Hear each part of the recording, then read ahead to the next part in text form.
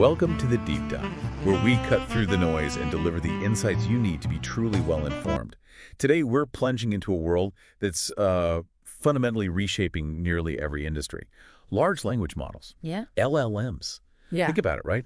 From the chatbots helping you every day to like sophisticated co-pilots assisting developers, these digital giants are just everywhere. They really are. And their market, it's projected to absolutely explode. Yeah. We're talking $6.4 billion this year to, get this, an astounding $36.1 billion by 2030. Wow. That's not just growth, it's a revolution. But here's the kicker. Getting these incredibly powerful models ready for prime time, deploying them in the real world is far from simple. Engineers face what's called a fundamental trilemma. Okay, let's unpack this. Yeah, it's a really critical point. And it's not just some technical puzzle. It's a massive business concern. Yeah. You're constantly trying to balance performance, and that means both how quickly a response comes back, latency, and how many requests you can handle, throughput with accuracy, and crucially, cost. Right. The very thing that makes LLMs so powerful, their sheer scale, often hundreds of billions of parameters. That's also their biggest liability when you're trying to put them into a production environment. Simply deploying, the latest state-of-the-art model isn't enough anymore. No. The real mandate now, though, is to do all this efficiently, scalably, and critically sustainably. That's the game. And that's our mission today. We're going beyond the high-level buzz to give you the architect's handbook for optimizing LLMs. Think of this as your shortcut, maybe, to understanding how to deploy these models efficiently, scalably, and sustainably. We're going to dissect the core pillars: quantization, knowledge distillation, advanced compression, and then zoom out to system-level optimization. Get ready to tame some giants. Let's do it. So let's start with what we're up against. Yeah. Deploying an LLM really feels like an engineering gauntlet, doesn't it? Oh, absolutely. These models demand just immense computational and memory resources, almost exclusively relying on those super high-end GPUs like NVIDIA A100s or now H100s. It absolutely does. We call it the high cost of intelligence for a very real reason. That hardware dependency, it creates significant financial barriers. I mean, a single server with multiple high-end GPUs, that's serious capital expenditure. And if you're leveraging cloud infrastructure, those operational costs driven by high GPU instance prices and just the sheer volume of memory needed for parameters, they can be staggering. That surprisingly large cloud bill is a common reality check for anyone who's ever tried to run these models at scale. It hits different. Yeah, I bet. And for any user-facing application, latency is just paramount. Nobody wants to stare at a blank screen just waiting. No. Let's deconstruct that inference latency. We're essentially talking about two main things, right? Time to first token, or TTFT, and then time per output token, TPOT. So TTFT is that immediate delay until the very first word or character pops up on your screen. For a truly snappy user experience, we're aiming for, under 200 to 250 milliseconds? Yeah, around there. Anything more. And it just feels sluggish. It feels broken almost. Exactly. And once that first token appears, TPOT, sometimes called intertoken latency, that dictates the streaming speed of the rest of the response. For a smooth, natural reading pace, low and consistent TPOT is vital. Okay. If that number starts to climb, the output feels choppy and frustrating, like someone's typing really slowly on the other end. Totally. So you'd think LLM inference is just one continuous process, maybe, but the secret to optimizing it actually lies in understanding that it's fundamentally two very different acts happening in sequence: prefill and decode. That's a crucial distinction, absolutely. The prefill phase is where the model processes your entire input prompt, all at once. It's highly parallel and super efficient on GPUs, almost like a burst of computation. Okay. Its primary output is the key value, or KV. Cash, we'll talk more about that. The decode phase, on the other hand, is autoregressive. It generates one token at a time sequentially. Okay, one by one. One by one. This makes it inherently less parallelizable, and honestly, it's often the main bottleneck. It typically becomes memory-bound. And understanding this split really matters because different optimization techniques target different phases. You tune for prefill differently than you tune for decode. That brings us to the throughput latency curve. Yeah. This sounds like a fundamental law in this space. It's an inverse relationship, you're saying. Yeah, exactly. If you have low concurrency, meaning fewer requests happening at once, you generally get low latency, which is good, but also low overall throughput, not handling many users. Right. But if you increase concurrency and batching, cramming more requests into a single operation, you get higher throughput, which is great for capacity, but that usually leads to increased average latency because requests in a batch often have to wait for the longest one to complete. The slowest one holds everyone up. Precisely. And this isn't just some technical trade-off you pick arbitrarily. It's a strategic product decision. It's dictated by your service level agreements, your SLAs. It's where you choose to operate on what we call the Pareto front. Think of the Pareto front as like the boundary of what's possible. It's the curve where you can't improve one thing, say latency, without making another worse, like throughput. Got it. Your SLA determines where on that curve you need to operate. For example, an interactive chatbot. It absolutely prioritizes low TTFT, so it operates at low concurrency and lower throughput. Thanks, then. But an offline document summarizer. It couldn't care less about individual response time. It prioritizes massive throughput. So you use very large batch sizes and tolerate higher latency per document. Right.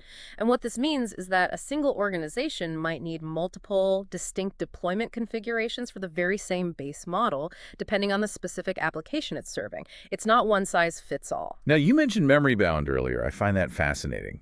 Let's talk about the memory bottleneck, because it sounds like it's often the primary bottleneck, maybe even more so than raw computational power. Often, yes. It's about how fast data can actually move, not just how fast it can compute. The model weights are sort of straightforward. A 7 billion parameter model in 16-bit precision, FP16, needs about 14 gigabytes of VRAM. Easy enough.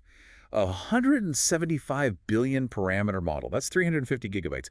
Way more than a single GPU can handle. Exactly. And here's where it gets really interesting. The KV cache. It's often the unseen memory hog. Okay. In the transformer architecture, it stores attention states to avoid recomputing them, which is critical for speeding up that decode phase we talked about. Back to the slow part. But here's the kicker. It grows linearly with sequence length and batch size, and it can easily consume more memory than the model weights themselves. Seriously. For example, imagine a Llama 3 8B model running with, say, a batch size of 128 and an 8192 context length, which is pretty common now. The memory cost of loading that full KV cache can actually be 20 times greater than the computational cost of the forward pass. That's incredible. So it's like the model's short-term memory during a conversation. Every time it generates a new word, it needs to remember the context of all the previous words to keep the conversation coherent. Exactly. That's a good analogy. That memory, that cache, grows with every new word and every new person or request it's handling. And it turns out that short-term memory can actually take up way more space than the model's entire brain itself. And moving it around, loading it, that's the huge bottleneck. You nailed it. This is why LLM inference is so often memory-bound, not compute-bound. And truly understanding this is the powerful lens for optimization. It changes how you think about the problem. Okay, we've laid out the battlefield, seen the giants' weaknesses, their memory, their latency, their cost. Huge challenges. Now, how do we actually tame them? Our first weapon, and perhaps the most fundamental, is what engineers call quantization. Yes. This is the art of precision reduction, you said, and it directly attacks that memory bandwidth bottleneck. The core idea seems simple, mapping high-precision floating point numbers to lower precision integers. Precisely. Quantization typically takes those large FP32 or maybe FP16 values and squishes them down to INT8 or even INT4, much smaller. Right. This has a dramatic impact on model size. For example, going from FP16 to INT8 literally halves the size, while INT4 reduces it by a factor of 4. Wow. This directly alleviates the memory-bound nature of LLM inference, leading to potentially significant speedups. This process usually involves what's called a fine quantization, which is basically a sophisticated way of mapping the high-precision numbers to a smaller range by carefully scaling and shifting them.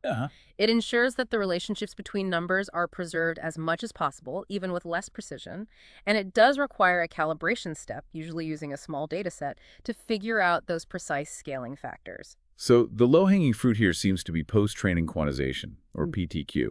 It's applied after the model has already been trained. Right. Which makes it super fast and resource efficient compared to retraining.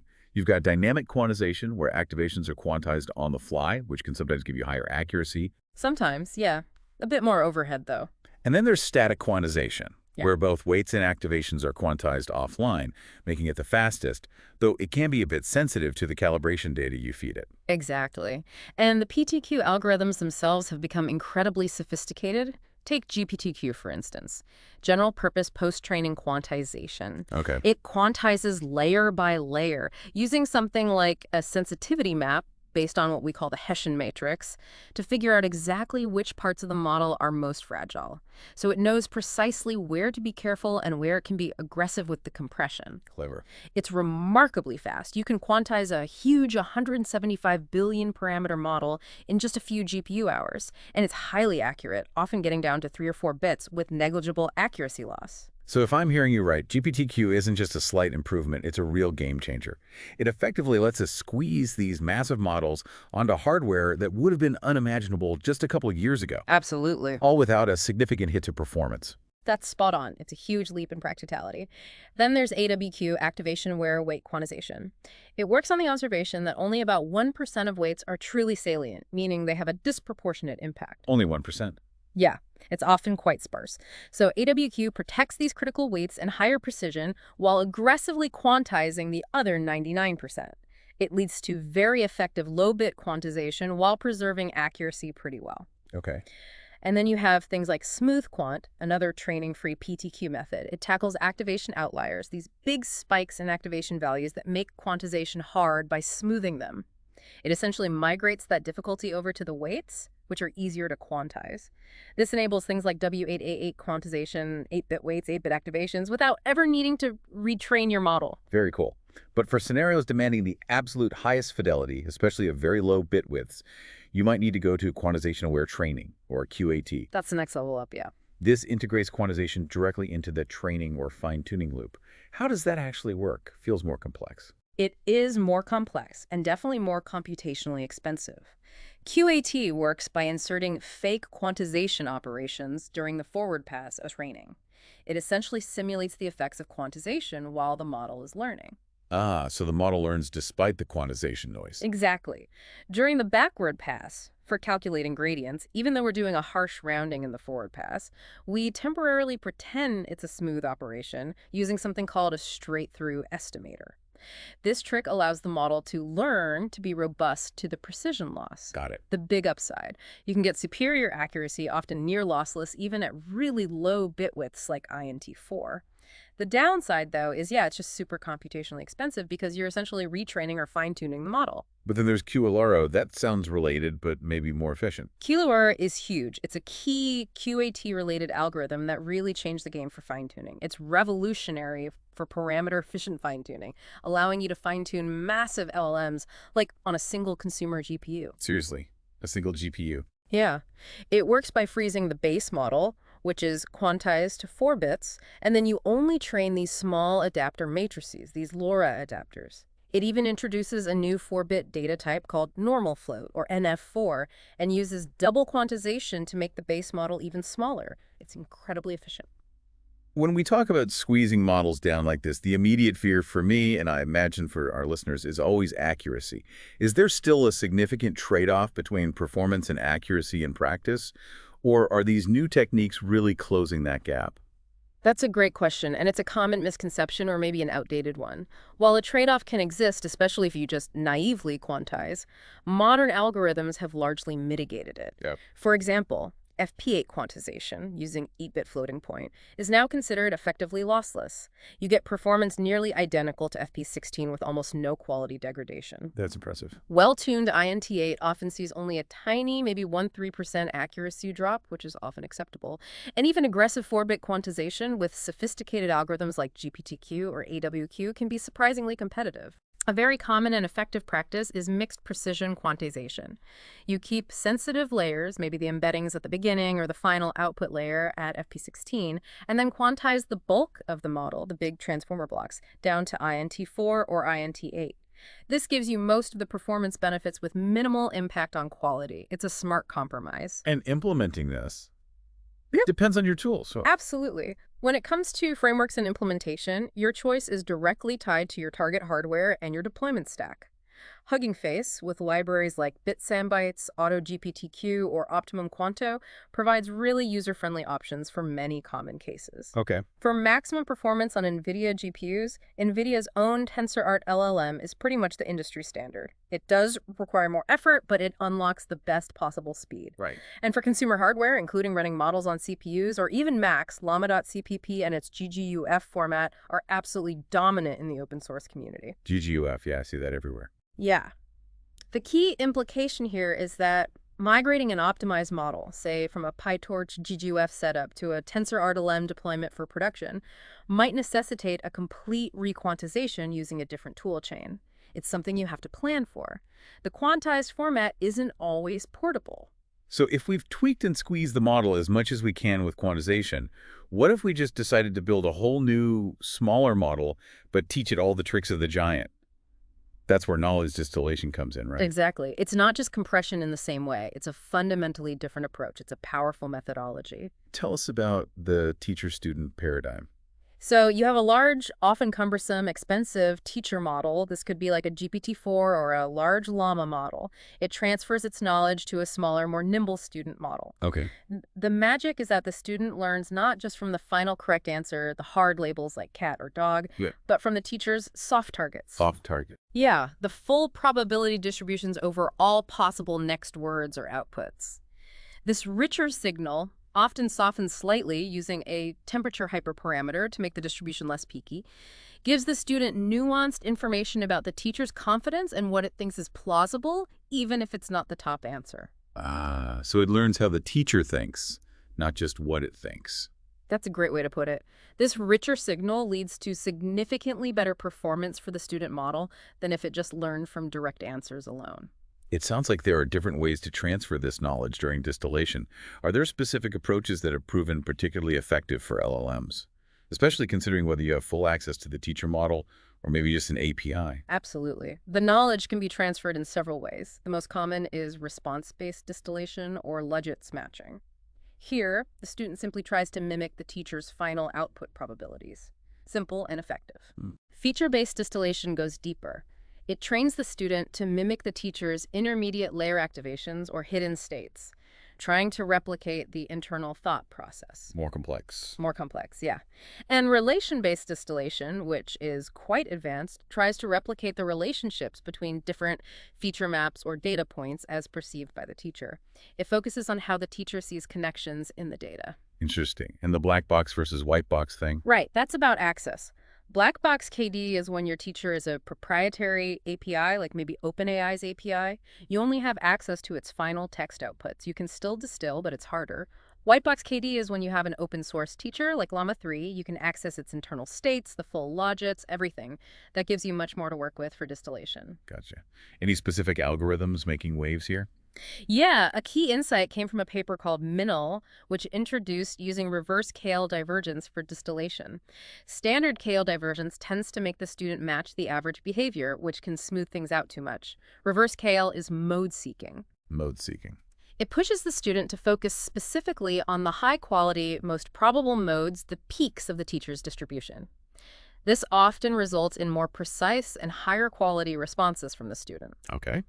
Beyond that, people use reinforcement learning, where the teacher acts as a reward function, or rank optimization to guide the student. And then there's self-distillation, which is cool, where a model acts as its own teacher.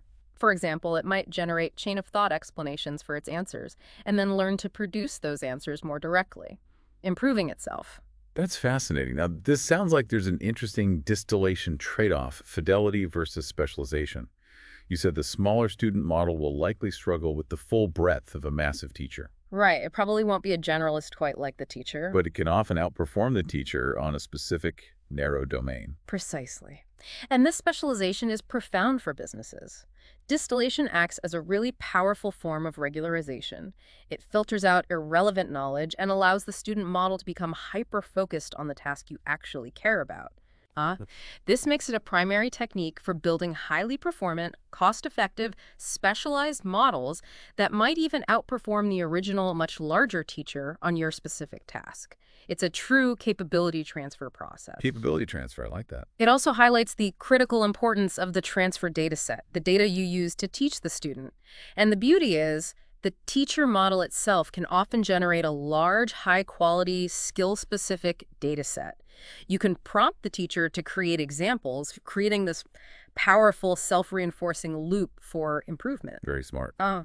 Okay, beyond changing data representation with quantization or replacing the model entirely with distillation, we have techniques that structurally modify the model itself. Right. Cutting bits out. Yep, reducing the number of parameters directly. We're talking about pruning and low-rank factorization. Let's start with pruning. What's the core idea? Pruning identifies and removes redundant or unimportant parameters from these typically over-parameterized networks. There are a few main types. Unstructured pruning removes individual weights, usually based on having a small magnitude. You can achieve high sparsity this way, like removing 90% of the weights. But the catch is, it typically offers no inference speedups on standard hardware like GPUs. Why not? If it's smaller? Because the remaining weights are scattered all over the place. The computational structure, the shape of the matrices doesn't change, so the GPU still has to do roughly the same amount of work, just with lots of zeros. It saves memory, but not time, usually. Oh, okay. Structured pruning, however, removes entire groups of parameters, whole neurons, attention heads, even entire layers. This results in a genuinely smaller, dense model. Because the structure is regular, this leads to direct speedups on standard hardware.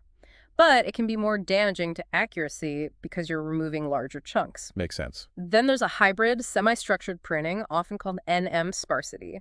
It enforces a regular pattern of sparsity, like ensuring that within every block of 4 weights, at least 2 are 0, 2.4 sparsity. This is a clever compromise, finer grained than structured pruning, but regular enough that it can be accelerated by specialized hardware, like NVIDIA's sparse tensor cores on newer GPUs. Okay, so different ways to cut. I saw something in the notes about Wanda. For pruning, it sounds like a newer, maybe smarter way to decide what to cut in LLMs. Wanda, yeah. It stands for pruning by weights and activations. It's considered a state-of-the-art, training-free pruning technique specifically designed for LLMs. It addresses this phenomenon of emergent large magnitude features, basically. Realizing that in LLMs, importance isn't just about the size of the weight itself. Wanda uses an importance score that's the product of the weight's magnitude and the norm, or size, of its corresponding input activation during inference on some sample data. So it considers both the weight and how much it gets used. Exactly.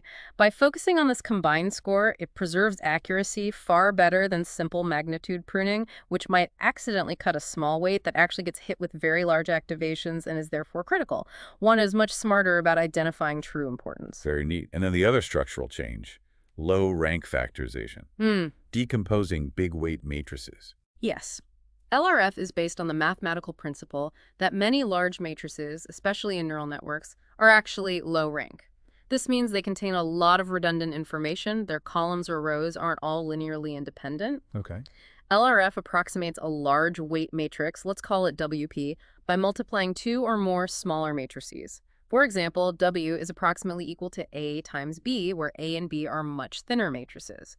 You might use techniques like singular value decomposition or SVD to find these factors. And smaller matrices mean fewer parameters. Exactly.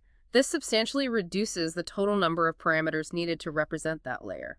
Engineers familiar with LoRa, low-rank adaptation for fine-tuning, will immediately recognize this principle. LoRa applies the same low-rank factorization idea, but it applies it to the change in weights during fine-tuning, not the original weights. Okay. Same principle, different application. Right. And these techniques, pruning and LRF, they aren't just for optimization. They also offer this really interesting analytical lens into the model. Pruning effectiveness, especially with methods like Wanda, shows that LLM knowledge seems to be concentrated in these critical, sparse features. And the success of LRF and LoRa suggests that knowledge, or changes to knowledge, can often be represented very efficiently in a compact, low-rank subspace. It gives us clues about the learned structures inside these black boxes. It's fascinating how much we can do to the model itself. But sometimes, you're saying, the bottleneck isn't just the model, it's the very way we run it, the inference process itself. That's right. So we need to shift gears and look at system-level optimizations, things that re-architect the inference process, sometimes blurring the lines between the model architecture and the system design. A prime example sounds like speculative decoding. You Yep. mentioned it's designed to break that sequential token-by-token bottleneck of standard autoregressive decoding. Exactly. Autoregressive decoding, generating one token at a time, is inherently sequential and often limits how fast we can get the output. So how does speculative decoding try to beat that? I heard whispers about it. Does it involve, like, guessing ahead? That's pretty much it. It uses a clever draft then verify cycle. You typically have two models. A fast, smaller draft model, maybe a distilled version or just a smaller model, generates a short sequence of candidate tokens, like maybe 4 or 5 tokens ahead. A quick first guess. Okay, a draft. Then, the large, powerful target model, the one whose output quality you actually want, processes all those drafted tokens in a single parallel forward pass. This is much faster than running the big model sequentially 4 or 5 times. Oh, it checks the draft all at once. Right. Then it verifies. The draft tokens are accepted up until the point where they match what the target model would have predicted. If there's a mismatch at, say, token 3, you keep the first 2 correct tokens, discard the rest of the draft, tokens 3, 4, 5, let the target model generate the correct token 3, and then restart the drafting cycle from there. Clever. The benefit is potentially significant speed up, often in the range of 2-4x faster generation, without any loss in output quality, because the final output is always validated or generated by the large target model. You get the speed of the draft model combined with the quality of the target model. That sounds almost too good to be true, 2-4x speed up without any quality loss. Yeah. What's the catch? Or the complexity? Well, the no quality loss part is true fundamentally because the target model is the final arbiter. The complexity or limitation comes in how much speed up you actually achieve in practice. That really hinges on 2 things: how fast your draft model is compared to the target model, and crucially, the token acceptance rate, TAR, how often the draft model's guesses are correct. Ah, okay. If the draft model is slow, or if it makes too many mistakes, low TAR, you spend more time verifying and correcting than you actually save by drafting. You need a good, fast draft model that's reasonably aligned with the target model. There are also variations like Medusa and EGLE, which use self-drafting, where the main model learns extra prediction heads to generate its own drafts, avoiding the need for a separate draft model entirely. Fascinating area. Okay, another transformative architectural idea is mixture of experts, or MoE. You hear about this allowing models to scale to trillions of parameters. Right. Huge scale. While keeping the computational cost relatively low through something called conditional computation. How does that magic actually work? It's a really elegant idea. So in a standard transformer model, every layer usually has a dense feed-forward network, or FFN. Every single input token gets processed by that entire FFN. Okay, standard path. In a MoE model, you replace that single large FFN with multiple, usually smaller, expert FFNs. Let's say you have 8 experts instead of one big one. Then you add a small gating network. A gatekeeper. Exactly. For each input token that arrives at that layer, the gating network dynamically looks at the token and decides which subset of the experts are best suited to process it. It typically selects a very sparse subset, like maybe the top 2 out of the 8 available experts. There's only 2 out of 8 run. Right, so the model might have a massive total parameter count if you add up all the experts, but the number of active parameters, the amount of compute used for any given token, remains small and constant. It only activates the relevant experts for that specific token. I see. For example, the Mixtral 8x7B model. It has 8 experts, each around 7 billion parameters, plus the shared attention parts. The total parameter count is around 47 billion, but for any given token, it only activates 2 experts. So computationally, it acts more like a 12.9 billion parameter dense model per token, not a 47 billion one. That's a clever way to scale capacity without scaling compute proportionally. It's like having a vast library where you only need to open the 2 specific books relevant to your question, rather than reading the entire library every single time. That's a perfect analogy. It allows for a much larger model capacity, potentially learning more diverse knowledge, without the prohibitive computational cost of a similarly sized dense model. But I imagine wrangling something with, say, 47 billion parameters spread across potentially many GPUs isn't without its own headaches. What are the biggest production challenges for MoE models? You're absolutely right. It's not free. The biggest hurdle with MoE in production is definitely memory. Even though you're only activating a few experts per token, you still need to load all of the experts into memory across your cluster of GPUs. Ah, they all need to be available. Exactly. So the total VRAM requirement is still very high, dictated by the total parameter count, not the active count. That's a major infrastructure cost. And then related to that, how do you intelligently spread those experts across multiple GPUs and ensure the workload is balanced? If some experts get chosen way more often than others, those GPUs become bottlenecks. So load balancing is a significant engineering challenge. And just managing the complexity of these distributed systems efficiently is harder than deploying a single dense model. Makes sense. And finally, kind of wrapping up the techniques, there are essential infrastructure and runtime strategies that are just critical baseline things for any high-performance LLM deployment. Indeed. These are often implemented in the inference servers themselves. Continuous batching, or sometimes called in-flight batching, is absolutely crucial for maximizing GPU utilization. Instead of waiting for a whole batch of requests to finish before starting the next, new requests are added to the GPU queue as soon as there's capacity, often as individual requests finish.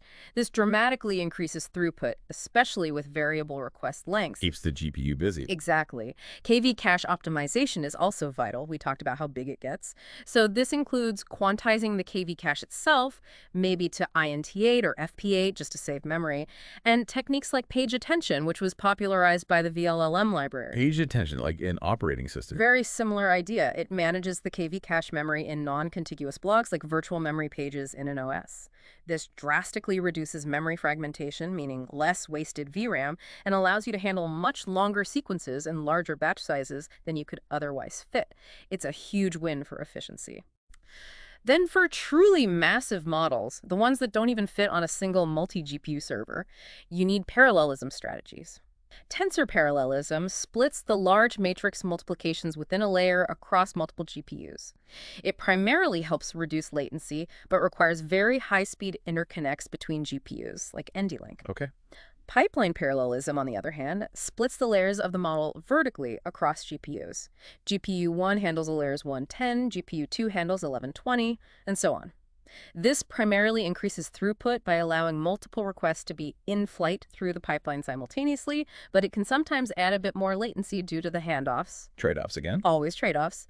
And production-grade inference servers like NVIDIA's Triton Inference Server or the open-source VLLM cleverly combine many of these strategies: continuous batching, PagedAttention, maybe some form of parallelism to try and find the optimal balance for you. This brings us beautifully to the production playbook. Let's think about an end-to-end framework for success, from figuring out what you need all the way through to keeping it running smoothly. Right. Phase 1 has to be defining the mission, and it always starts with why. You need to thoroughly analyze the specific use case and its constraints. What's the actual task the LLM needs to perform? What are your service level agreements, your targets for latency and throughput? What are the absolute minimum accuracy requirements? And very practically, what's your budget and what hardware do you actually have available or plan to use? You can't optimize without knowing the goal, and then you need to establish a baseline, right? You can't know if you've improved if you don't know where you started. Exactly. Pick an unoptimized model, maybe the base open source model you're considering, and really put it through its paces on your target hardware. Evaluate its performance before you make any changes. And how do you evaluate properly? Just standard benchmarks? Yeah. Standard benchmarks are okay for a first pass, but they're often not enough for real-world deployment. A best practice is to create a custom golden evaluation dataset. This should truly represent the kind of traffic you expect in production, including those tricky edge cases, maybe even some adversarial inputs designed to break it. Generic academic benchmarks often don't reflect your specific needs. Good call. And when you benchmark, you need to measure across 3 key dimensions. First, obviously, quality metrics, accuracy, relevance, factuality, maybe safety and bias, using specific benchmarks like BBQ for bias or real toxicity prompts for safety. Second, performance metrics, your TTFT, TPOT, and overall throughput in requests per second or tokens per second. And third, don't forget cost metrics. Estimate your total cost of ownership, TCO, including hardware and engineering time, and figure out your unit cost, maybe cost per 1,000 prompts or per document processed. You need that holistic view. Okay, mission defined, baseline established. Now phase 2, strategy. Selecting the right mix of optimization techniques. And you mentioned earlier these aren't mutually exclusive. You can layer them. That's absolutely right. This is where the decision-making framework comes in, connecting your primary constraints to the primary strategies. So if your absolute top priority is the lowest possible latency. Like for a chatbot. Exactly. You'll likely prioritize speculative decoding, maybe combined with hardware-aware quantization like INT8 or FP8 using TensorRT LLM. If you need the highest possible throughput, say for offline processing. The document summarizer example. Right. Then it's all about continuous batching, advanced KV cache optimization like PagedAttention, and potentially leveraging knowledge distillation to get a smaller, faster model, or maybe using a MoE model if the scale demands it. What if accuracy is non-negotiable? Minimal loss allowed. Then you'll lean towards lossless or near-lossless quantization, like FP8, maybe even FP16 if needed. Or you'd invest the time in quantization-aware training, QAT, to maintain fidelity at lower bit widths. Knowledge distillation can also help here if the teacher is high quality. And minimal memory footprint, maybe for edge devices or constrained environments. That's where you get aggressive. Aggressive quantization, down to INT4 or even lower, using formats like GGUF. Combine that with pruning, like Wanda, and definitely knowledge distillation to get the smallest possible student model that still meets the task requirements. And finally, lowest total cost of ownership, balancing everything. That often points towards knowledge distillation again. Getting a smaller model is usually cheaper to run. Also, carefully right-sizing your hardware and batch sizes is key. Don't over-provision. And MoE models, despite their memory footprint, can sometimes be cheaper overall for very large scale because their per-token compute cost is lower than a dense model of equivalent capacity. So you pick your priorities and mix and match. Is there a common workflow? A very common and often powerful workflow is sequential application. For instance, you might first distill a large model down to a smaller student, then maybe prune that student model further, and finally, quantize the pruned student model, layering the techniques. Okay, that makes sense. Now, phase 3, implementation. Strategy becomes reality. This sounds like it needs a specific skill set and robust infrastructure, what people are now calling LLM open. Indeed. The LLM engineer skill set is really a blend. You need strong software engineering fundamentals, core ML and deep learning understanding, specific LLM knowledge like prompt engineering and fine-tuning techniques, and critically cloud and DevOps proficiency. It's a mix. And the infrastructure. What are the key pieces for LLM ops? Well, containerization with Docker is pretty much essential. It allows for reproducible, portable deployment by packaging your model weights, the inference server code, and all dependencies together. Right. Build once, run anywhere. Sort of, yeah. And for scaling that up in production, orchestration with Kubernetes is the de facto standard now. That involves managing your application state with Kubernetes deployments and services, handling GPU resource management effectively using things like the NVIDIA device plugin, setting up autoscaling with the horizontal pod autoscaler, HPA, to handle variable load, and implementing robust security using role-based access control, RBAC, network policies, and managing secrets properly. It's a whole ecosystem. Definitely a step up from running a script on your laptop. Yeah. And deployment isn't the finish line, is it? It's really the start of phase 4 in production with ongoing monitoring and continuous improvement. Absolutely.